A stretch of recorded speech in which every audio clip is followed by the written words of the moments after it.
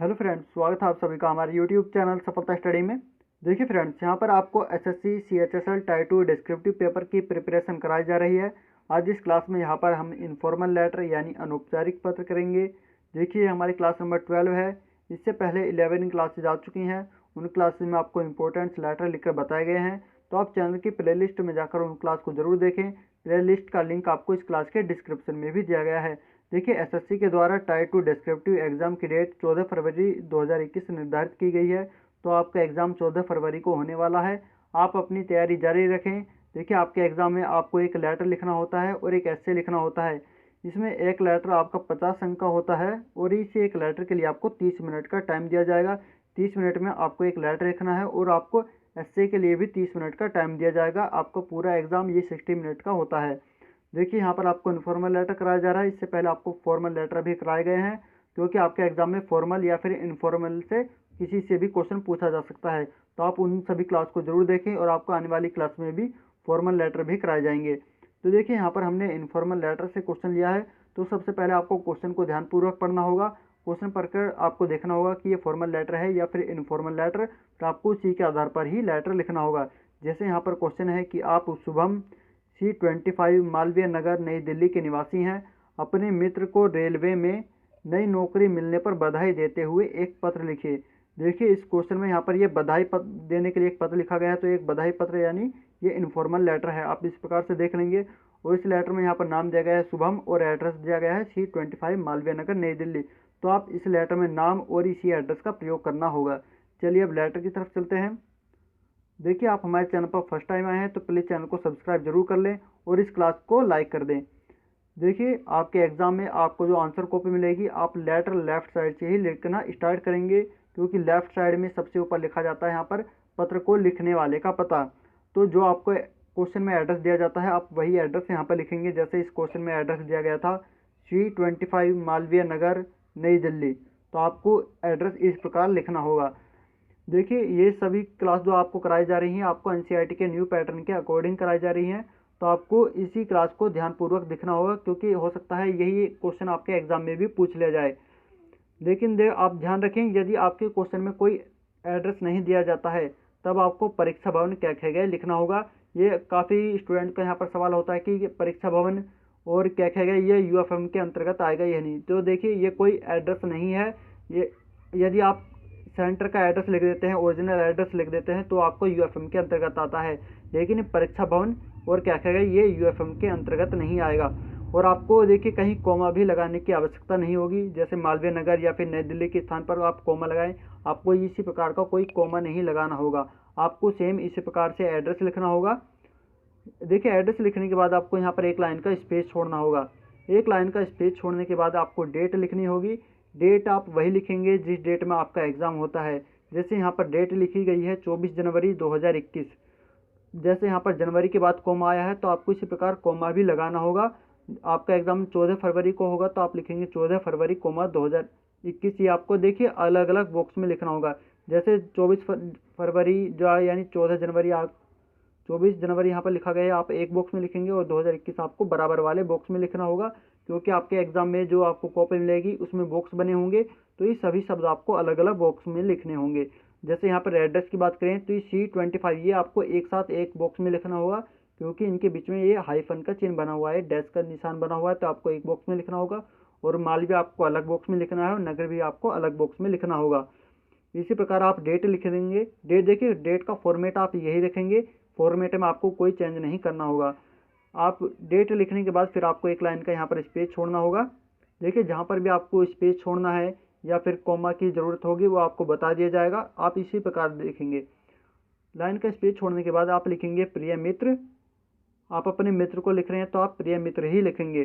फिर इसके नीचे वाली लाइन के फर्स्ट बॉक्स में आप लिखेंगे सप्रेम। आपको बताया गया था कि आपको इन्हीं शब्दों का प्रयोग करना होगा, ये आपको क्लास नंबर 8 में बताया गया था। देखिए आपको ये सब लिखने के बाद आपको यहाँ पर एक लाइन का स्पेस छोड़ना होगा।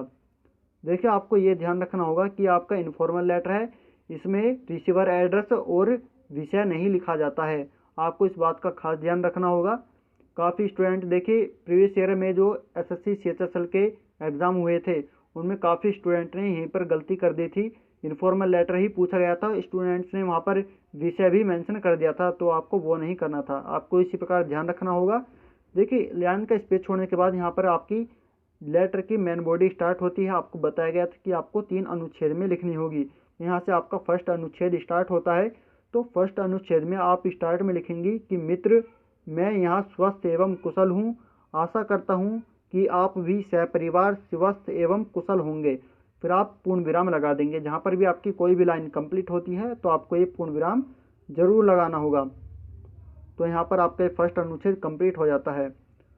देखिए आप कमेंट करके बता दें कि आप ये जो लेटर आपको करा जा रहा है कि आपको कैसा लग रहा है, इसका बैकग्राउंड इसी प्रकार सही है या फिर वाइट होने चाहिए, आप ये भी ज़रूर बता दें। आने वाली क्लास में आपको फिर बेहतर तरीके से बताया जाएगा। देखिए यहाँ पर आपका फर्स्ट अनुच्छेद कंप्लीट होने के बाद आपको लाइन छोड़ने की यहाँ पर आवश्यकता नहीं होगी, केवल आपको पैराग्राफ चेंज करना है। तो आपको केवल नेक्स्ट लाइन का फर्स्ट बॉक्स ही आपको यहाँ पर खाली छोड़ना होगा।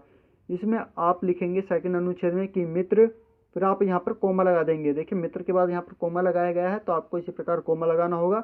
आगे लिखेंगे मुझे आपके भाई के माध्यम से पता चला है कि आपकी हाल ही में रेलवे में ALP के पद पर नियुक्ति हुई है। मुझे यह बात जानकर बहुत ही प्रसन्नता हुई है। मैं आपको रेलवे में ALP बनने की बधाई देता हूँ। आप लिखेंगे ALP बनने की बधाई देता हूँ और मैं आशा करता हूँ कि आप अपने जीवन में और अधिक तरक्की करें। देखिए यहाँ पर रेलवे का यूज किया गया है। यदि आप किसी भी नौकरी का लिख सकते हैं, जैसे प्रश्न में रेलवे के बारे में दिया गया है, यदि किसी और के बारे में पूछा जाता है, जैसे SSC CHSL में सिलेक्शन होने पर बधाई के लिए, तो आप यहाँ पर ALP रेलवे में ALP के स्थान पर लिख सकते हैं। SSC CHSL में सिलेक्ट होने पर आपको बधाई देता हूँ, इस प्रकार से लिख देंगे। साथ ही ये लाइन आपको पूरी लिखने के बाद आप आगे लिखेंगे पूर्ण विराम लगाकर कि आपने रेलवे में नौकरी पाने के लिए बहुत मेहनत भी की थी। अब नौकरी लगने पर आप अपने परिवार की आर्थिक रूप से मदद भी कर पाएंगे। फिर आप पूर्ण विराम लगाएंगे।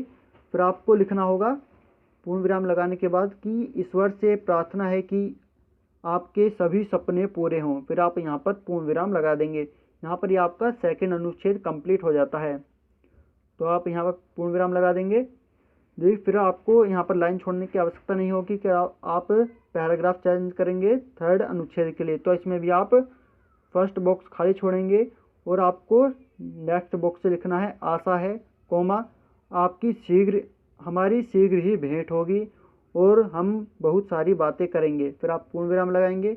आगे लिखेंगे मेरी तरफ से बड़ों को प्रणाम एवं छोटों को प्यार करना। फिर आप यहाँ पर पूर्ण विराम लगा देंगे। देखिए ये सभी लिखने के बाद आपको लिखना होगा फिर इसी लाइन के नीचे वाली लाइन से ही शुभकामनाओं सहित। फिर आप यहाँ पर पूर्ण विराम लगाएंगे, क्योंकि आप बधाई दे रहे हैं यानी शुभकामनाएं दे रहे हैं, तो आप यहाँ पर कोमा लगा देंगे। फिर आप यहाँ पर एक लाइन का फिर स्पेस छोड़ेंगे।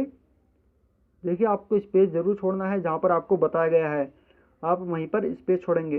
फिर आप लिखेंगे आपका मित्र, आप अपने मित्र को लिख रहे हैं तो आप लिखेंगे आपका मित्र। फिर नीचे देखिए मित्र का नाम दिया गया था, यानी आपका नाम दिया गया था, लेटर लिखने वाले का नाम दिया गया था क्वेश्चन में शुभम, तो आप यहाँ पर लिख देंगे शुभम। यह आपको लिखना होगा, यह आपको लाइन के एक ही बॉक्स में लिखना होगा। यदि इसमें कुछ सरनेम दिया जाता है जैसे कुमार, शुभम कुमार, तो आपको फिर कुमार अलग बॉक्स में लिखना होगा। तो आपको ध्यान रखना है यदि आपके क्वेश्चन में कोई भी नाम नहीं दिया जाता है तो आपको कोई काल्पनिक नाम यहाँ पर नहीं लिखना होगा। तब आप शुभम के स्थान पर हिंदी में ए वैसे लिखेंगे और ये आपको एक ही बॉक्स में लिखना होगा। ए वैसे आप एक ही बॉक्स में लिखेंगे। और आपको लेटर की शब्द सीमा का भी ध्यान रखना होगा। आपकी जो लेटर की शब्द सीमा होती है वो 150 वर्ड्स होती है, और इसमें आपको बताया गया था इसमें ±10% भी होता है। यदि आप लेटर लिख रहे हैं, आपका लेटर 135 वर्ड से 165 वर्ड्स तक भी जाता है तो आपका लेटर बिल्कुल सही माना जाएगा। लेकिन आप 165 से बिल्कुल भी ज़्यादा ना लिखें और ना ही आप 135 से कम लिखें। तो आप देखिए क्लास को देखते रहें और आप नोट्स बनाते रहें, तो आपकी लेटर लिखने की ये शब्द सीमा है इसकी बिल्कुल आपको प्रैक्टिस हो जाएगी। जैसे इस लेटर की बात करें तो इस लेटर में बिल्कुल करेक्ट 150 वर्ड्स आए हैं, लगभग 150 हैं। आप नोट्स बनाकर गिन सकते हैं जो कि बिल्कुल एक करेक्ट हैं। तो आपको ध्यान रखना है कि आप इसी प्रकार आपको लेटर लिखना होगा। तो आपको लेटर कैसा लगा कमेंट करके ज़रूर बताएं। यदि आपकी कोई डाउट्स हैं लेटर से संबंधित तो आप कमेंट में पूछ सकते हैं। देखिए आपकी रेगुलर क्लास आती रहेंगी, तो आप क्लास को ज़्यादा से ज़्यादा आपको शेयर करना होगा इस क्लास को लाइक करके। और देखिए आप चैनल को सब्सक्राइब जरूर कर लें, चैनल को सब्सक्राइब कर लें। आपकी रेगुलर क्लासेज आती रहेंगी जब तक आपका एग्ज़ाम होता है। तो चलिए नेक्स्ट क्लास में फिर मिलते हैं। Thank you.